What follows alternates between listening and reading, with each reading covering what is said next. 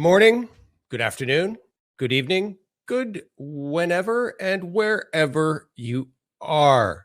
I'm Malcolm Hawker. I am the host of the CDO Matters podcast, and I'm thrilled that you are joining me today. Hey, it is a special day, CDO Matters community. It's our 50th episode, 50, nifty, nifty. Look who's 50.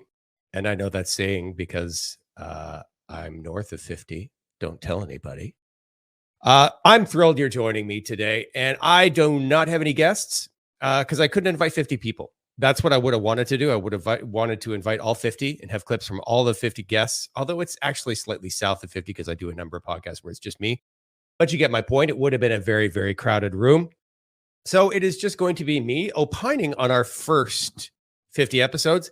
Stay tuned towards the end. I will talk about some of my favorites and why. But before now and then, I'm going to make my call to action, my CTA, as marketers like to say. I'm going to make it up front. Usually I make it right at the end as I tinker with my microphone. Hello, YouTube. How's my video quality? It's poor. Shocker. We're going to talk about that in the section where I mention all the things we need to improve, video quality being one of them. I lost my train of thought. It's a Friday afternoon. It's just going to be me. We're going to talk about how we got here.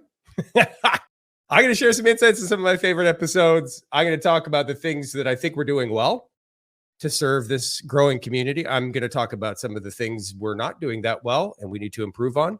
Kind of a start, stop, continue retrospective. This is what data people and IT and technical people like to do. So I'll kind of do a little bit of a stop, start, continue before I dive into some of my favorite episodes. You may hear my dog barking in the background. I am being the dog sitter today. Usually they're outside, but it's a little hot today here in Central Florida. It's Friday for me, 50th episode. Happy time, happy days. Let's get into it. Oh, my CTA. The number one thing that a marketer would tell you to do. And I almost forgot about it. Please, if you're not already, subscribe to the podcast. I would be thrilled if you did that and turn on notifications and bells and likes and subscribes and all of that stuff. But yeah, subscribe to the podcast. If you get value from this or any other episode of the podcast, please consider subscribing. That would be awesome sauce. So why are we here? The CDO Matters origin story, as it were.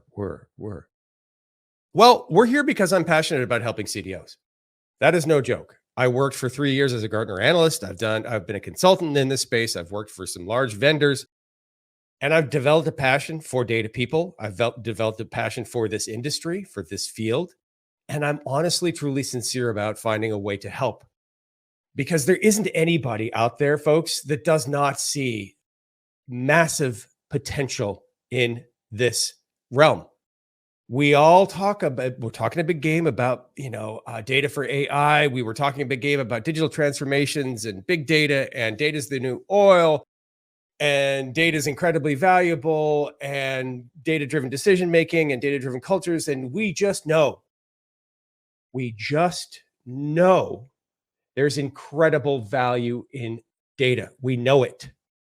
And when we apply it, when we use it, when we measure it, heaven forbid, the benefits are tangible and they're very real. We can point to companies that have figured this out, like a Nike that went from 10% direct-to-consumer sales to 50% direct-to-consumer sales, all on the backs of building better insights about their core customers. You can't go and pivot your business model literally in the span of 2 to 3 years without a focus on data. And I could keep going and on. And there are countless numbers of companies that are reaping the rewards of better data management, whether that is a Netflix figuring out what content do my subscribers actually really, truly get value from, a Tesla that is building cars that drive themselves, right? Like, or an Uber that has completely revolutionized how we are transported in large cities.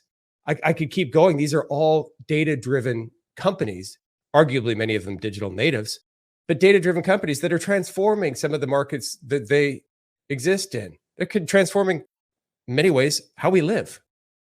So we see the promise. We see it. It's on the tips of our fingertips.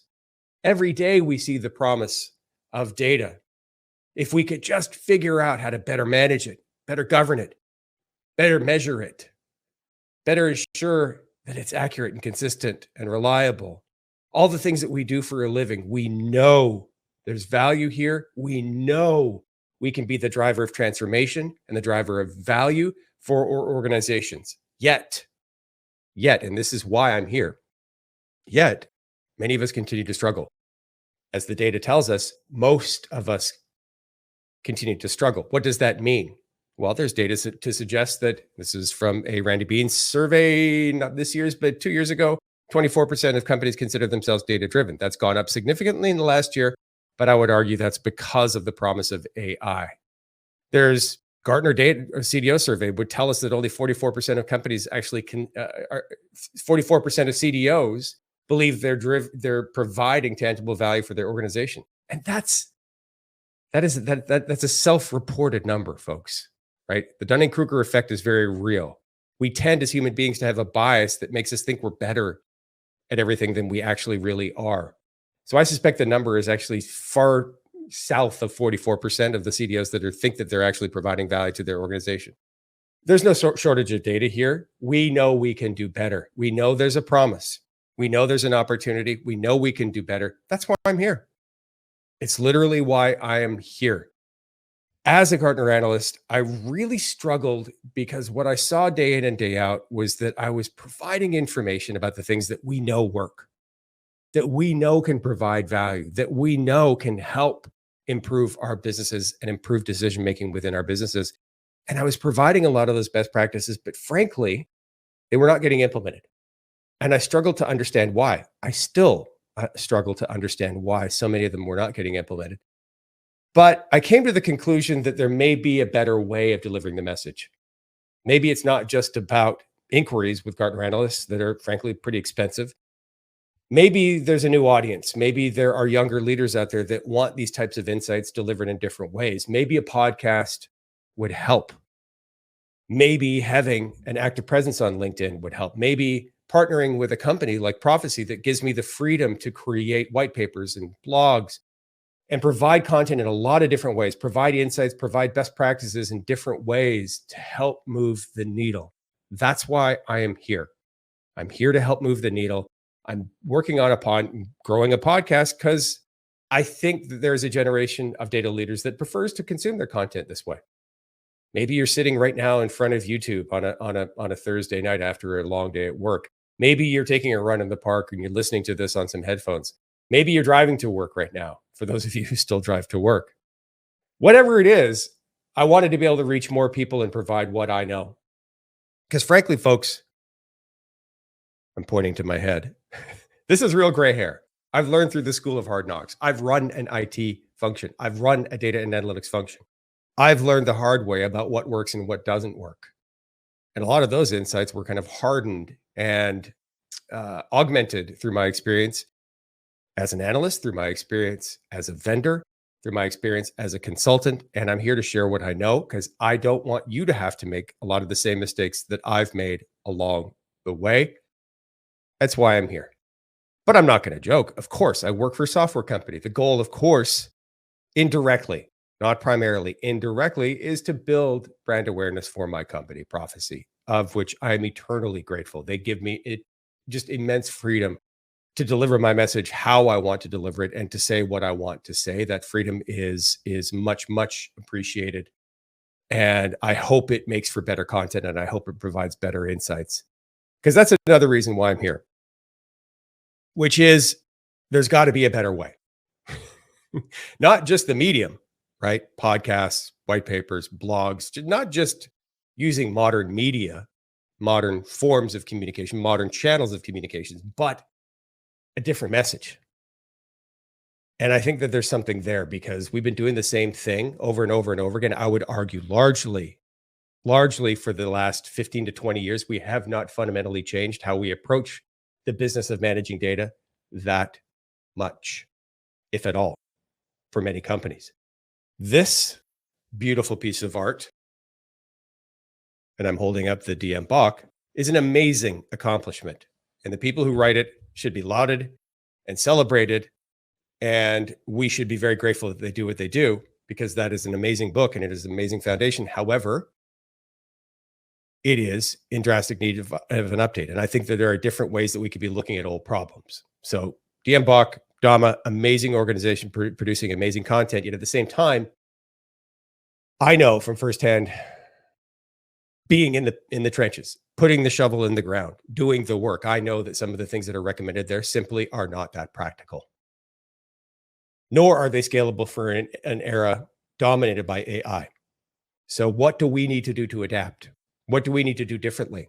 What do we need to go from 44% of us delivering value to 80% of us delivering value? What do we need to move the needle? How do we need to approach these old problems differently? Because approaching the old problems the same old way, it's not working. It's just not working. We have 20 years of data to tell us that. If we want to be data driven, we need to take these things to heart. So that was another part of why I'm here, providing more provocative, different, hopefully fresh, hopefully new perspectives on old problems, right? Frankly, a lot of the times, some of the things that I'm saying, I think can be hard to hear, right? And this is something that I'm going to talk about as we get into the section about how to improve, is that I've got to find a way to tread a better balance between being provocative, suggesting change, yet at the same time being overly negative of the past. Because I know when I get passionate and I know when I get fired up about things, sometimes I can let the passion just kind of overwhelm me, as it were, and I can come across maybe preachy, maybe a little overly negative, when in reality, the history, the past is what allowed us to be in this position in the first place. And it is pretty good. We've got good jobs, we work at good companies, and we got a mountain of opportunity in front of us. So all is not bad. That's certainly not the message here, but we need to find new ways of doing our business. We need to find new ways to overcome these old problems, because the old ways aren't working. We know this. They're not working. So that's another reason why I'm here. Yeah, I'm just looking at some of the notes that I've taken. Yeah, I've got a lot to share. I've got a lot of wisdom, I believe. So do others. That's the thing about a podcast. It's not just about me. It's about all the people that I work with and I surround myself with. I spend a ton of time on the road. I'm out there talking with other thought leaders, other inspiring people, other incredibly smart people, whether those are at industry events or whether they're as prophecy customers. I get equal wisdom from both. And another one of the purposes of the podcast is to bring all these people together in one place and to provide that as insights to you. So maybe you don't have the budget to go to a Gartner conference because they're not cheap. Maybe you don't have the budget to travel around the world and to go to DGIQ and CDO and Enterprise Data World and you name it. Maybe you don't have the budget for that, and that's okay. But that's another big goal of what I'm trying to do here, is to bring those level of insights, right? The level of a Gartner. And I mean that level of insights to everybody, right? Because that's how we're going to move the needle. We're going to move the needle together.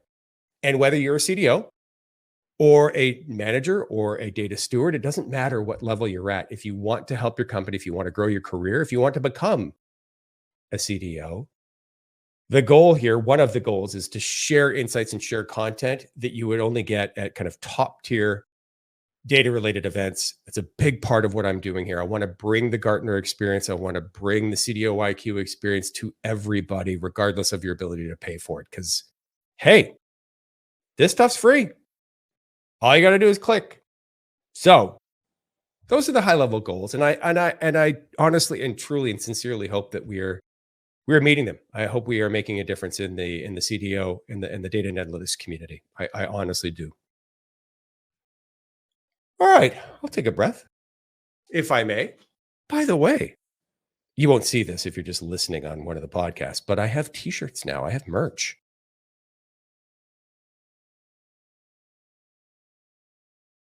Check it out. We'll find a way to share those with the community. I literally just took some out of the box in a closet in my headquarters yesterday in Atlanta. So I've yet to figure out how we're going to meaningfully distribute these and share these with the community, but we're going to. because they're not doing any good sitting locked in a closet in Alpharetta, Georgia. That much I know. So we're going to share the merch. We're going to share some of these t-shirts. They're kind of fun. I love the color. I don't know what to describe it. Kind of seafoam green, maybe. Kind of, yeah, I love the color. So that's cool. And they're 100% cotton. And I got a bug on my shoulder. Maybe that was leftover lunch. That's very attractive. Yeah, so I got merch. That's exciting stuff. So what's working? You heard the vision. You heard the why. My raison d'être, as it were. What's working? I think we are building a community. I honestly believe we are building a community. What are my indications of that? What are the data that I have to say that we're building a community? Well, I'm seeing more and more and more people approach me and say, hey, I really value what you are doing through CDO Matters. I listen to your podcast all the time. I was on a call late last week with a prospective client, obviously who will name nameless, but two of the people of the five on the client were like, oh yeah, I listen to your podcast all the time. I was like, you're kidding me. That's humbling. That's humbling for me. And I got a pretty big ego and that's still humbling. But to me, what the larger story here is that we're starting to build a community. And in terms of how we improve, I want to find a way to enable more networking and more peer interaction, to leverage the community for the benefit of everybody instead of just, more subscribers, because that doesn't matter. I don't care about that. What I care about is people being able to grow and learn and develop and become better at what they do. So I feel like we are building a real community here, and that's cool. We are building a brand as well. And I think that there's value in that because we can build community around it, and it's going to resonate, because the more people are aware of the brand, the more they'll be aware of the community and why we're here and what we're doing, and the more they will see potential value in it and engage with it. And I hope that's a good thing, because see my previous comment about actually making a difference. I hope we are. Believe we are. So I feel like we're adding value. I feel like we're helping. I feel like we are doing a reasonably good job at bringing new views and new perspectives and new voices to the table, right? I do think that's an important part of this as well. I'm doing my best to have a diversity of voices and a diversity of views expressed in the podcast. So I think that's important as well. I think we've been doing a pretty good job at that. What's not working? What's the stop of our start, stop, continue? My production value sucks. Sorry. It took me up until episode 47, I think, to get to a microphone that didn't sound like I was speaking from the bottom of a Coke can. This is a Shure, Shure microphone, and it has drastically improved. You get what you pay for. I was using a Blue Yeti microphone before, and it was just horrible, right? It's supposed to be a reasonably good mic, and if you ask me, it's just horrible. This drives me batty. The video quality is very, very low. I have done so much testing. I'm quite certain it is a recording platform that is compressing the video, because I'm using a 4K camera. It's not a DSLR. So that's something I'm gonna tinker with, is using a DSLR. So you get what they call the bokeh or bokeh, Bokeh, where it's all blurry in the background. Not that you care about my foam pads on my wall, but the video could be better. Just the overall, a little more slick production. I think if you remember the early versions of the podcast, my company had bought on my behalf this neon sign. Is it like CDO Matters neon sign that would have been like hanging like right here over my, right shoulder. And turns out it wasn't actually neon, it's LED. And if you go back to early versions of the podcast, you'll hear me whinge and opine about the sign, which the neon sign, which became kind of the bane of my existence for the first 10 episodes or so, because neon signs emit light. They pulse. It's not a constant beam of light. LED, I should say, not neon, but LED. They have what's called a frame rate. It's on, off, on, off. Think of it like an animation. LED lights operate largely as an animation. They're on, off, on, off. By the way, this is a reason why there's a lot of people who kind of do not recommend anybody be before an LED screen before they try to sleep, because apparently the on off is it kind of excites your brain. It makes it harder to sleep. So there you go. Fun tidbit number one, and my wife swears by this, by the way, is no screen time an hour before bed. It just makes it harder to go to sleep. That's not my problem. I can sleep like a rock, like anywhere. But if you do, you've got problems sleeping, then maybe no LED. Anyway, I had this light, this LED light, CDO Matters, kind of looked neon, and cameras, digital cameras, this thing, capture everything in an animation in a frame rate, on, off, on, off, on, off, right? They capture everything. And if the frame rate of the LED sign is not the same as the frame rate as the camera, well, it creates this visible throb. It looks like you're like, it was just horrible. And I went through a whole bunch of cameras, tinkered with the sign, distance of the sign. I couldn't make it work. And to this day, the sign is just sitting in a closet. Now, if I was doing this over Teams or anywhere that allows a fake background, I actually took a photo of the sign, and it's my fake background for my internal meetings. But this video platform that we use for the podcast does not allow fake backgrounds for whatever reason. Hello, Goldcast, if you're listening, please, fake backgrounds. Come on, it's 2024. Yeah, I'd be using a fake background if I could, but the sign is sitting collecting dust in my closet. So production value could be better. I'm going to invest in a camera. We're going to get a DSLR. We'll see how that looks. Maybe we've got like fun bokeh in the background, and maybe you can see more of my skin imperfections or growing wrinkle lines or whatever it is. Who cares? But I think it could be better. The audio, thank goodness, has improved. At least from a set perspective, what you see is what you get. I've got a really, really small home office, and I'm unable to change that in the short term. But I don't know. Maybe I will alternate the colors of the panels or something so they look fun. And a lot of people do like the neon lighting and backlighting, and maybe I could do more of that. I don't know. We'll work on the production value. It's on my to-do list.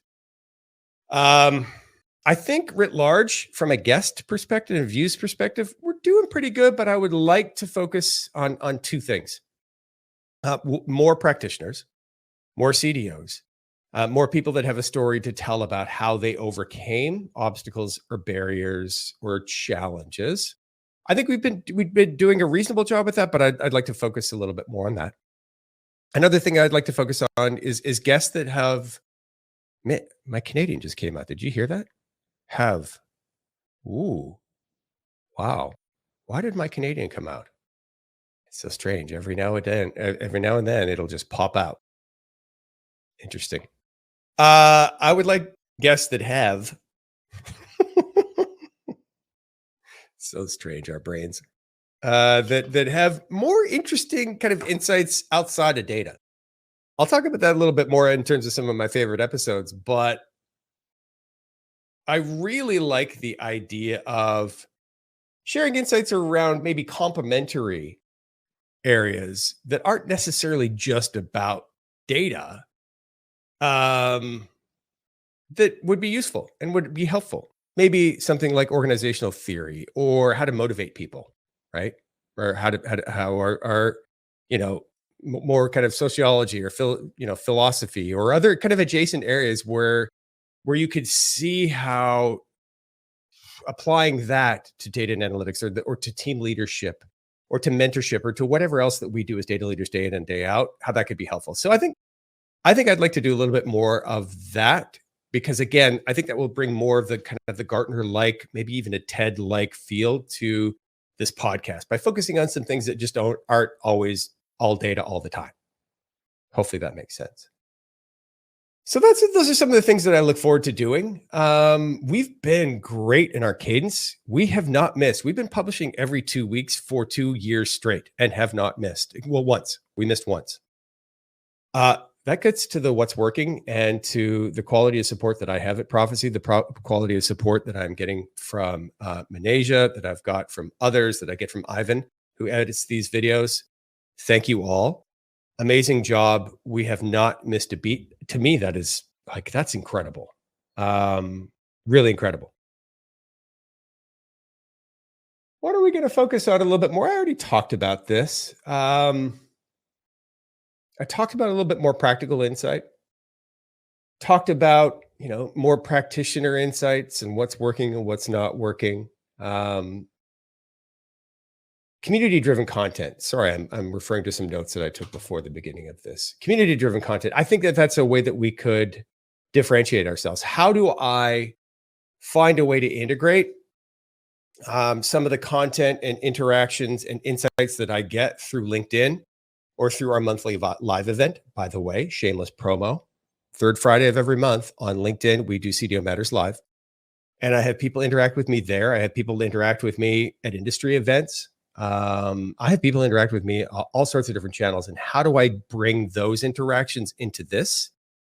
I don't know the answer to that yet, but that's something that I would really like to focus on, is to more integrate feedback and insight coming from the community, whether that's through LinkedIn, whether that is through who knows, right? My interactions at industry events. I just want to find a way to bring all these things together. I think that would be really, really interesting.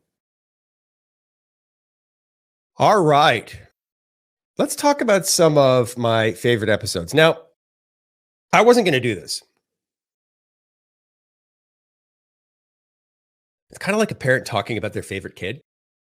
And I've had some unbelievable guests with unbelievable topics and conversations. And I didn't necessarily want to pick favorites because if one of my guests wasn't on the list, that would make me feel bad. And that's still going to be true, by the way. So if I don't mention your name and you have been a guest, that's because there's 50. And your insights were valuable and your insights were amazing. And this is just me, by the way.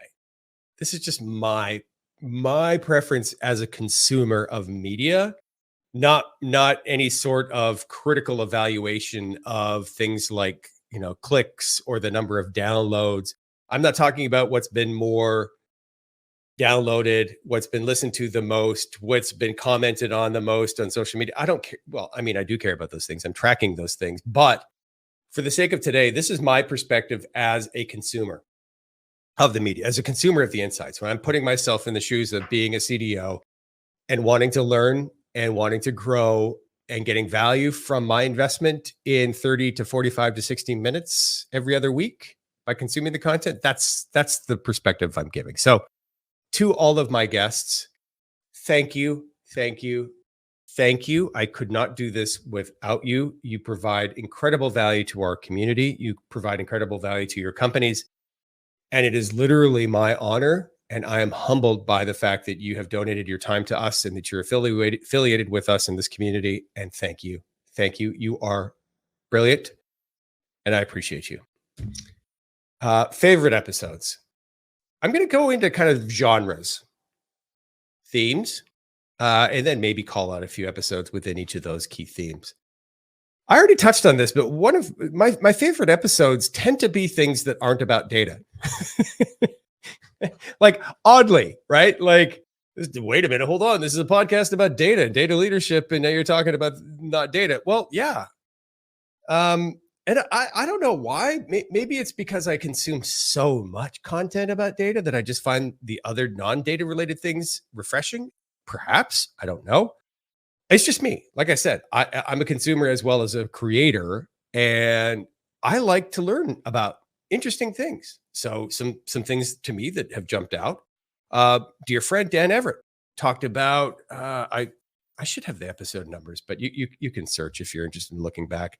But Dan Everett provided some insights around how people think when it comes to change, right, and how to motivate people to accept and deal with change. CDOs are hired to be change agents often. That means you need to figure out, if people have a reluctance to change, how to overcome that, right? Some of the kind of psychological barriers or the psychological maybe triggers, as it were, to people who may be reluctant to change. And how do you deal with that as a leader? How do you overcome some of those things? How do you recognize them, right, to begin with? So conversation with Dan was a great example of that. Another conversation was with Dr. Cheryl Flink when she was talking about things other than the bottom line, more social level drivers and things we need to be aware of on how we manage our companies and how we manage our functions, how we manage our departments. And maybe there is more of a human-centered way to look at things instead of just a bottom line. Now, don't get me wrong. I'm about as capitalist as they come. And I am here to serve our shareholders and our investors, which include you, by the way. But at the same time, that doesn't mean that we can't also be aware of other things that we need to be more mindful of and to take a more of a human driven approach to the products that we build, the organizations we design, the incentive structures that we put into place as data leaders. So, Dr. Cheryl Flink, I think it was episode 7. Uh, I just an incredibly smart person. I met her sitting on a plane, and you think, oh, okay, well, Malcolm, you travel a lot. You're on a plane. Well, in this case, it was different. This plane had a name. It was named Connie, and which is short for a constellation, a Lockheed constellation, which was the last propeller-driven transatlantic plane. So the Lockheed Constellation was what the Beatles flew here on and landed in JFK, and everybody was screaming. Well, they came off a Constellation, right? So the Connie was built for transatlantic flight. It was a propeller plane, obviously very long range for a propeller plane, and they built airports around them. And then all of a sudden, poof, the jet engine was created, and everything changed. But there is actually a terminal out at JFK Airport in New York, where one of the old terminals they kept, and that terminal was built specifically for Lockheed Constellations. And I went to an event there, and there was a happy hour in a Connie, which is so cool. And that's where I met Dr. Cheryl Flink, and she talked to me about more human-centered design. So an older episode, but one I definitely enjoyed making and enjoy listening to.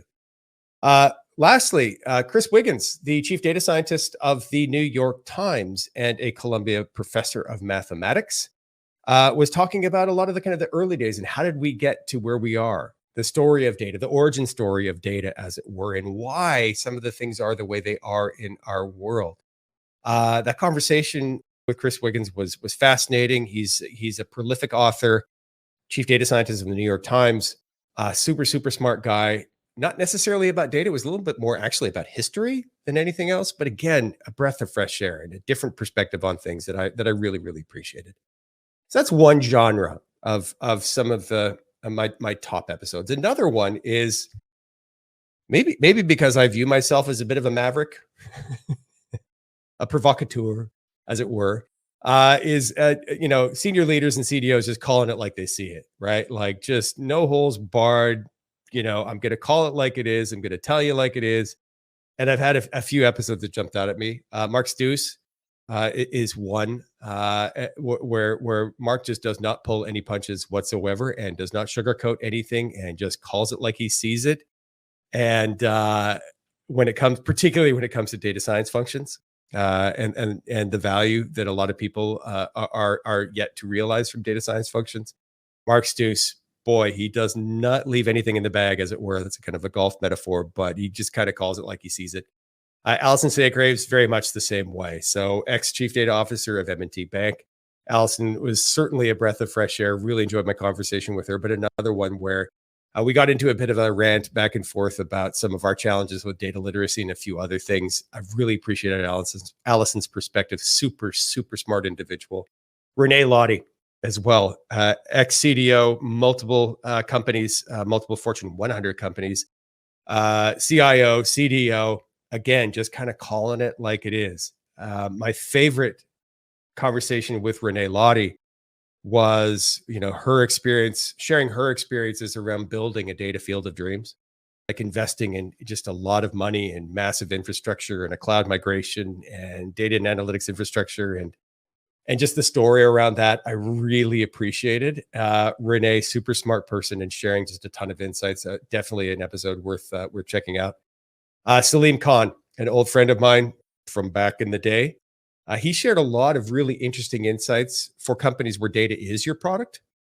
So Salim and I work together down at Bradstreet, and Salim is a chief data officer, but he's also a chief product officer because he works at companies where data is the product, and he has just a really unique perspective, and shared some insights around a framework of his own that he kind of built in order to optimize organizations where data is the product. So Salim Khan, definitely would want to check it out.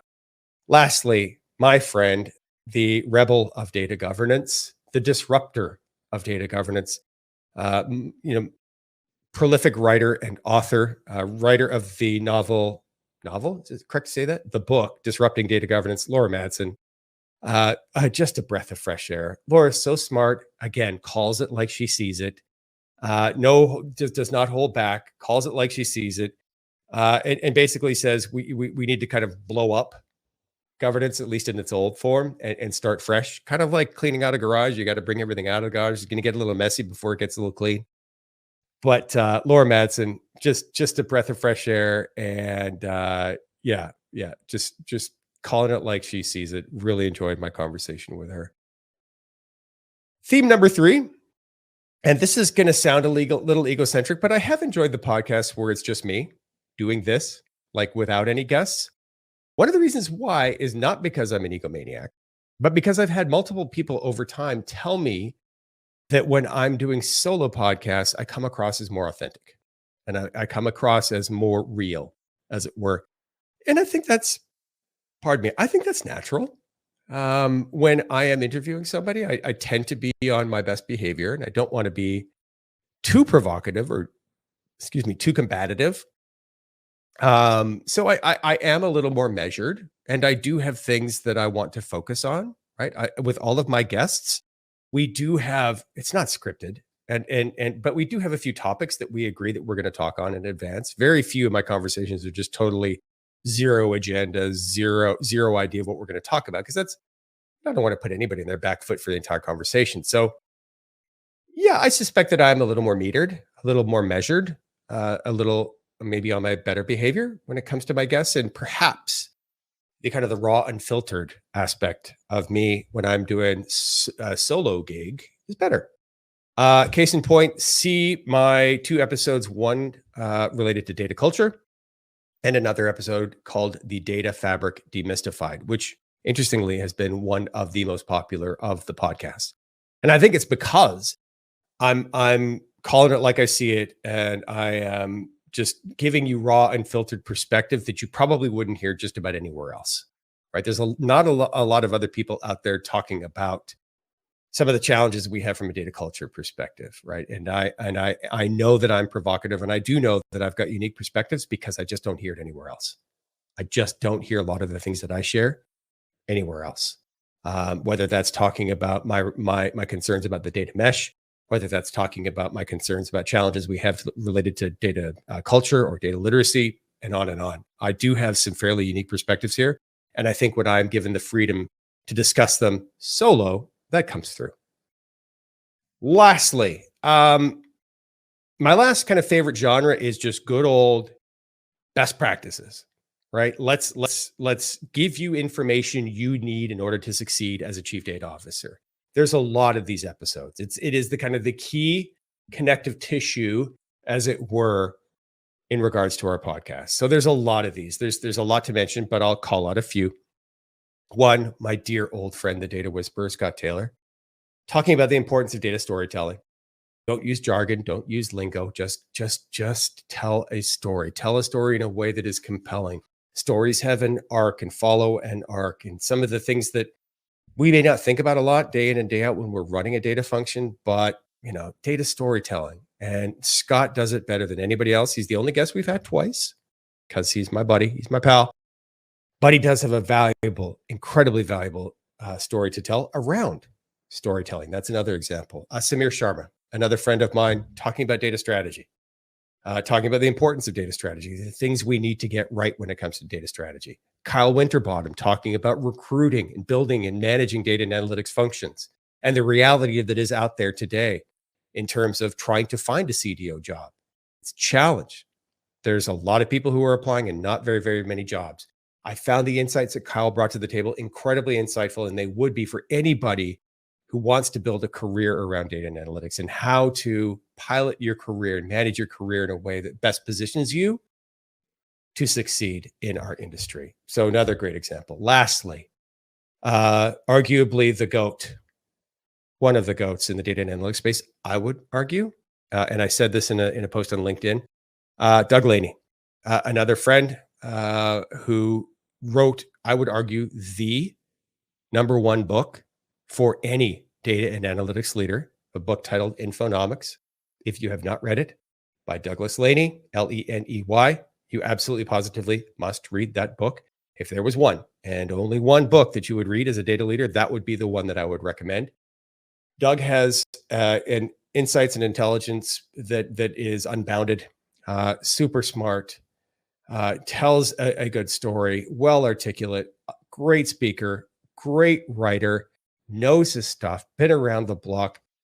And what he tells us is that it is possible to quantify the business benefit of what we do day in and day out. It is possible to have some idea of the financial benefit or the value of the data, whether or not your CFO chooses to realize it as a true asset. We don't need to necessarily get into an academic discussion about whether it is or what if it isn't. We just know, getting back to the opening of the podcast, that it's valuable. We just know there is a transformative effect and benefit from better data management and data governance. We know these things intuitively because they are true. But Doug's book really, really brings home the idea that, yeah, we can manage this. We can measure this. We can do this. And it's a positive message and it's an inspiring message.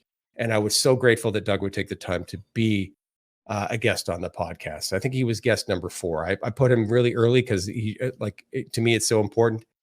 Maybe we'll revisit getting Doug back on if we could be so lucky, because he does have a very, very powerful message. So that's a lot to share, folks. That's 50 episodes. I can't believe we've been around 50 episodes and we've been doing it consistently and we stuck with it. And why? Because we're here to help and we're here because you support us. So again, if you wouldn't mind, subscribe to the podcast. I'd be tickled pink. If you have suggestions about content, if you have suggestions about an episode you'd like to see, send me a message on LinkedIn. I will absolutely positively respond. I do it all the time. I get suggestions all the time. Maybe even you want to be on the podcast, perhaps, if you'd like to. Again, send me a message. This is about community, right? So send me a message. If you want to figure something out, or if you want to get connected with any of the people, any of the guests, if you would like to get connected with some of the unbelievable experts that I've had, I can help broker those conversations, because most of the people that I talk to, most of our guests are doing the same thing I'm doing. They're just trying to help.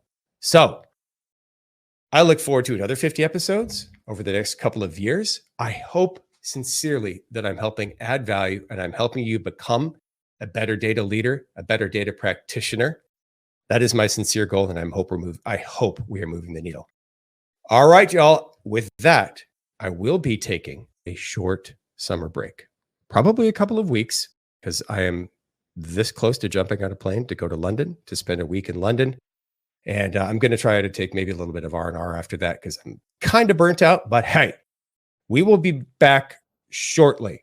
So look for us in another 3 weeks, maybe 4. I doubt it would be that long. But I am going to take a little hiatus, as it were. And maybe you're doing the same. If yes, enjoy a summer break. If not, I will see you on another episode of the CDO Matters podcast sometime very soon. Thanks for 50. Here's to another 50 more. Bye, y'all.